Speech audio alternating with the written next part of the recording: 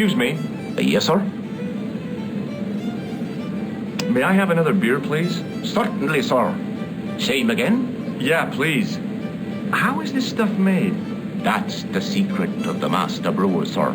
Each barrel is lovingly manhandled in time-honored fashion, suspended on skillfully tied ropes of the finest hemp, lowered into the cellar, utilizing the forces of original gravity, like manna from heaven. I'm sorry, but the pump appears to be broken. I can fix it for you. I don't think so. This is a job for a professional electrician. Oh well, at least the glass washer is still working. It's not my idea, is it? Look, I gotta be going. It was an electric glass washer. It looked even older than the barman. No! No!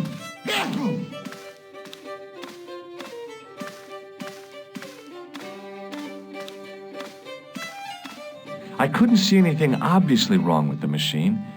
I figured it must be the wiring. No! No! Excuse me. Yes, sir? It just so happens I'm an electrician. Check out my credentials. Well, now, isn't that marvelous? Here's a house bedeviled with faulty wiring of a wayward nature. Here's you, an electric man, with a little plastic card to prove it. I still want to see what you can do before I let you touch me beer pumps. You can make a start on the glass washer. And when you finish that, will you take a look at the pumps?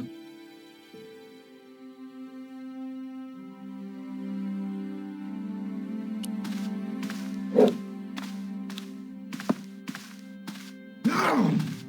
No!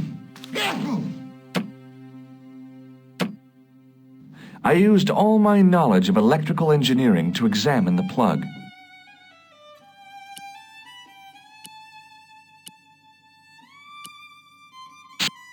I replaced the fuse with a piece of wire.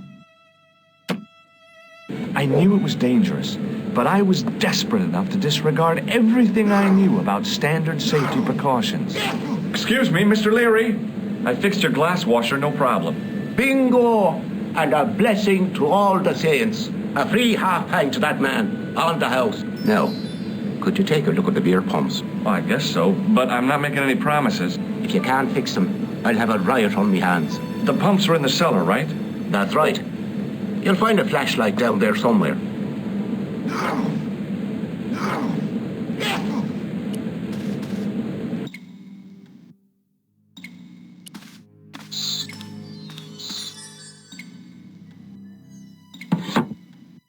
I pushed the lever and heard the grating of metal, but nothing appeared to happen.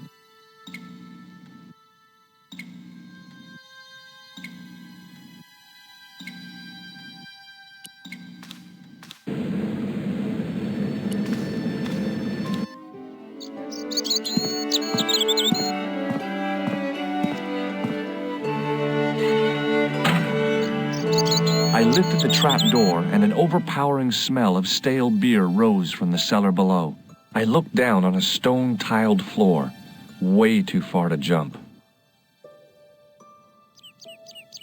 Excuse me. There was a nasty feeling in my guts I usually associated with light opera. It was Khan. What's the problem? Did you see what happened here a few minutes ago? What was that? A man was involved in an unfortunate accident. I didn't see anything. What about the boy? Well, he doesn't know anything either. The kid, well, you know how it is in these rural communities. Not enough genes to go round. I prayed McGuire had the sense to keep his mouth shut. Was the guy hurt bad? He's been taken care of, but he thinks he dropped a small parcel. You didn't happen to find it, did you?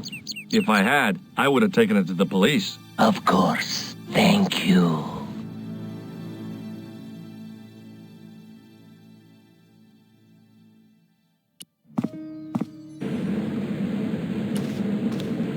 Now I could see. I spotted Mr. Leary's flashlight easily. Then I noticed a flash of light, something sparkling beneath the open trap door.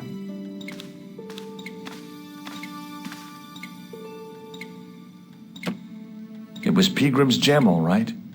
A large, uncut blue stone. I guess I was already under its spell. Did you find it? What? Whatever you was looking for. Yeah. Listen, McGuire. I want you to keep this to yourself. No problemo. Just chuck us up a crate of lager. No way. You're not old enough. We can sell it and make some cash. Forget it, kid. I couldn't betray Mr. Leary's trust. I could, for sure. That old misery guts deserves it. If you want to do me a favor, keep a lookout for that guy in the suit. Okay. But it'll cost you a packet of chips. Oh, and shout if you see that Ferrari.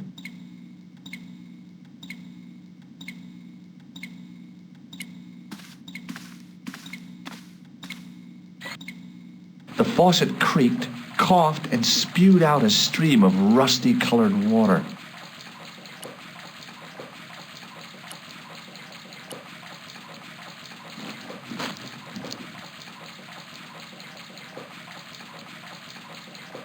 I held the towel under the faucet and soaked it with water. I shut off the faucet as tight as I could, but it kept on dripping.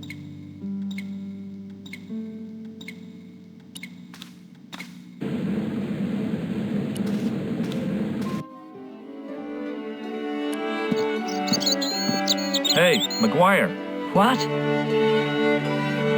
See you later, kid. Okay, mister.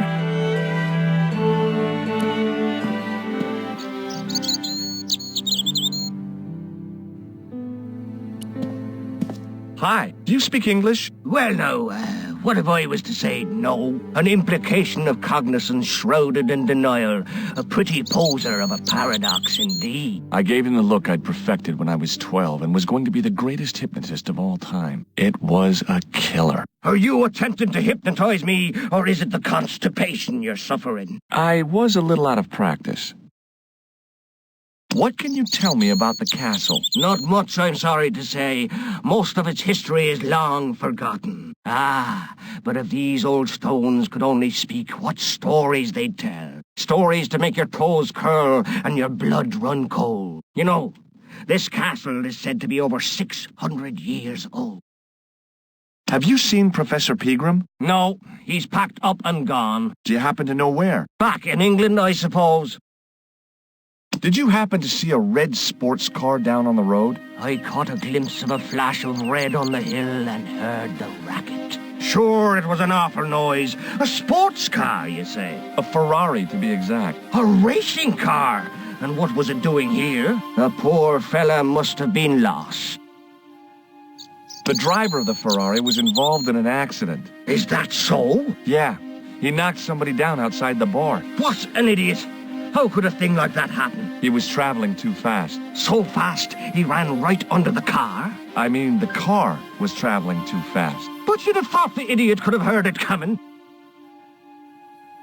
Maybe you know the guy who was hit by the Ferrari. His name is Sean Fitzgerald. Oh, I know him all right. That's me nephew, the idiot responsible for the stacking of my hay cart. Was he killed by the car? Oh, no, but he has been abducted. Well, that's a relief now. Aren't you going to look for your nephew? What for? From what you say, it's too late. Well, you could report the matter to the police. Better not. Besides, what could they do? Well, they could mount a search. They have only the one bicycle between them. In a question of superior acceleration, I put me money on the Ferrari. I think you ought to know exactly what Sean has gotten himself into. I'm not sure I want to know. But you're his uncle. His own flesh and blood. You're right, but what can I do? If I'm not here to guard it, some idiot might try to climb the haystack. What a moral dilemma. Stay here and guard this potentially lethal agricultural construction, or to go off in search of the prodigal nephew, the very man responsible for said hazard? It'll need some thinking about. Why, there's no problem. You're right. Why didn't I think of it before? We'll demolish the haystack. You don't have to demolish the haystack to go look for Sean. I'll stay here in your place and warn anyone who's silly enough to climb it. Marvellous! I think I should start me inquiries in the bar.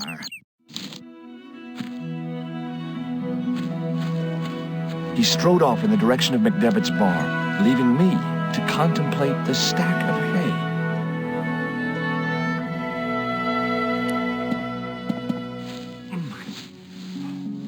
The stack of hay stopped, short of the top of the wall.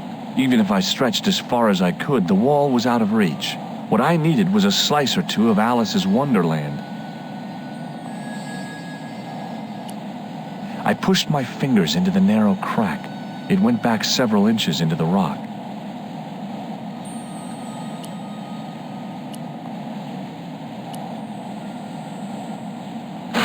I inserted the end of the lifting key in the mortarless crack and gave it a firm shove. It remained lodged in the wall, jutting out to form a step.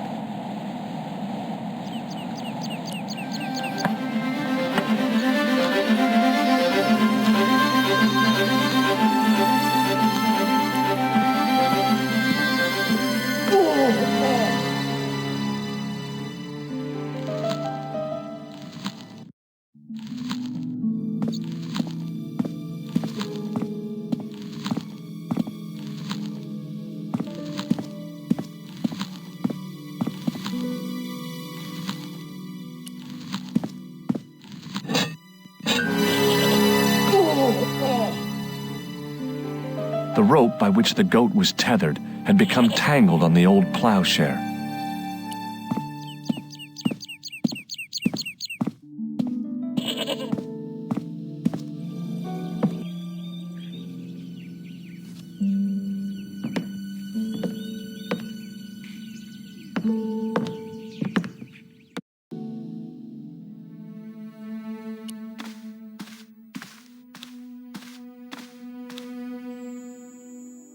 As I dipped my fingers into the soft white powder, I realized what it was. Plaster of Paris. I'd used it in kindergarten to make casts of animal paw prints.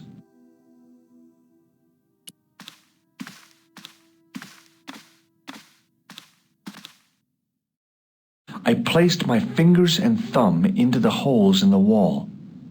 Nothing happened.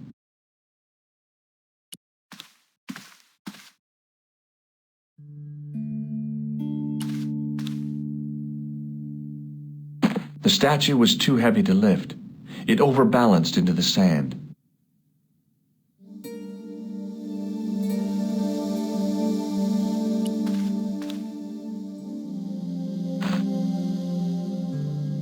As I swung the stone upright, I noticed it had left a pattern of holes in the sand.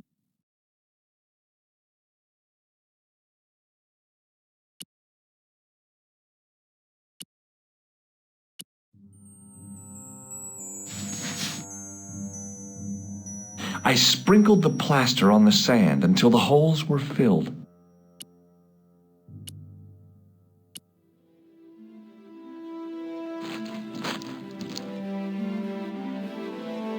The trickle of water was quickly absorbed by the plaster.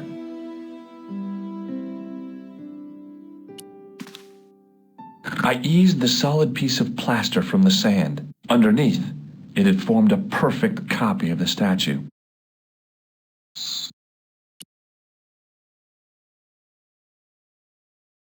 The plaster cast was a pretty neat replica of the back of the stone, complete with protruding fingers.